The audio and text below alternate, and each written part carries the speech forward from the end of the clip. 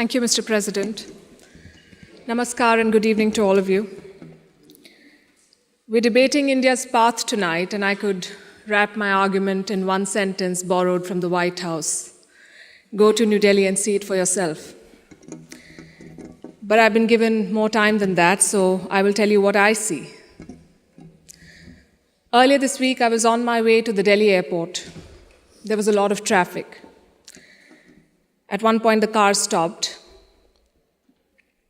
On the roadside, I saw two vendors. One was selling fruit, the other was selling coconut water. What caught my attention was not what they were selling, but how they were selling it. Both had a QR code prominently displayed. And every single customer walked up to them, scanned this QR code, and paid for their purchase, every single one of them. To me, this is a picture of today's India. It shows three developments, three of the many developments I shall list out tonight. Number one is financial inclusion. Both the vendors had a bank account linked to their mobile phone. Number two is internet or mobile penetration, what we call digital India. It was 15% 9 years back. It's 48% today. And number three is the airport traffic. It just keeps swelling, even though we are at the receiving end. We see what it shows. From 67 million 9 years back to almost double now. To me, these things signify the path that India is on. The previous speakers have defined the motion well, but in case the evening drinks have kicked in, let me repeat. This House believes Modi's India is on the right path. And how do you determine if the path is right or wrong? You look at numbers, data, surveys, reports. I shall refer to all of these as I make my arguments. But I also want to dwell on something that's more personal, more important, I think, yet unquantifiable. I'm talking about the experience of living in today's India. I have lived in many Indias. The wary India where exciting policies and positions were abandoned. The self-doubting India, where decisions were taken based on global opinion. And today a more confident India where the world comes for leadership and inspiration. You cannot put a premium on that.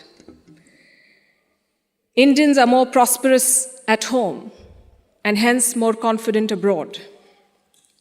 Let me also tell you what I saw at the airport here in London, at the immigration counter. I saw Indians proudly flaunting their passport, none of the fidgeting or self-doubt of the last century. And if I may add, the immigration officer almost looked impressed. She was either a fan of India or just worried that she was holding up one of Rishi Sunak's relatives. We are proud of what we share with the world. Bollywood, masala chai, yoga, cricket. India today is a soft power giant. At the same time, India is not a timid democracy that tolerates terrorism or betrayals. When Pakistani terrorists attacked Kashmir's Pulwama, India carried out surgical strikes on Balakot. Today's India is not a pushover country. It's a world power denied. Today, invasions and colonialism are part of our history, not our identity. We are shaped by years of subjugation, not defined by them.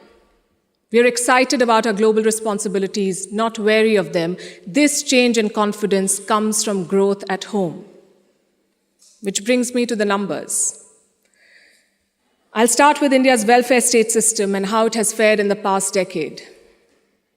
110 million new gas connections, 470 million bank accounts, 220 million insurance beneficiaries. And to be fair, the welfare concept is not new to India. It's been there for a while. What's new is the approach. It's not just about putting more money in the pocket, it's about empowering people. And the result, once again, the evidence shows in the numbers. India's per capita income has gone from 86,000 rupees in 2014 to 172,000 rupees now. It has doubled. And a big reason for that is the falling inflation, from more than 8% 9 years back to less than 6% today. And this, ladies and gentlemen, is in the middle of a global cost of living crisis. Foreign direct investment is at its highest level. Foreign trade is at its highest level. The growth mantra is connectivity. And I don't have to tell the British that. First thing you did in your colonies was build roads and railways.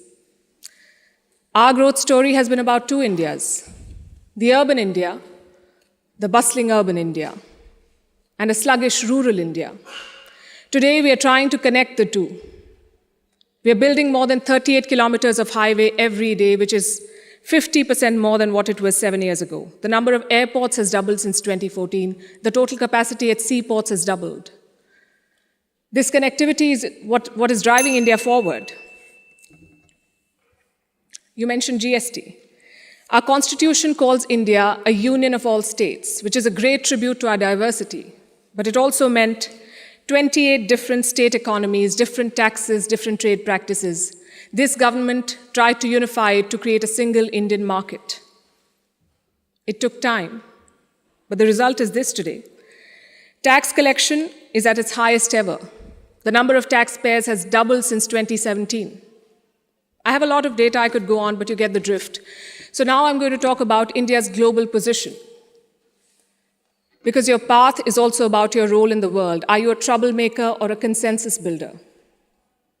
I think there is no doubt as to where India stands. India is a member of the Quad and the SCO. India is invited to the G7, but is also a member of the BRICS. India rubs shoulders with the West, but also leads the global South. Which other country can claim to juggle these roles? And how does India do it? Because we are not trying to play an outsized role in the world, we are trying to play the right role. In the Russia-Ukraine war, India has not taken sides. And I know it confuses a lot of people here, but back home the thinking is very clear. It is not in our national interest to pick sides and make things worse. India has excellent relations with Russia and the West, and we want to preserve that. It's like when your two good friends fight. Do you pick sides and make things worse? Or do you try to talk sense to them and bridge the divide? I know what a good friend would do. I see what India is doing. India has always been, or always tried, to be a part of the solution, not the problem. Look at our neighborhood policy. When Sri Lanka was sinking, India provided assistance worth $4 billion, no strings attached, no grudges held, for Colombo's proximity with China. A lot of people say that India is losing control of South Asia. I say South Asia was never India's to control. New Delhi is building relations based on mutual respect and equality, and the results show beyond government interactions. Countries like Nepal and Bhutan are using India's online payment systems. Students from the neighborhood come to India for training, grants, and scholarships.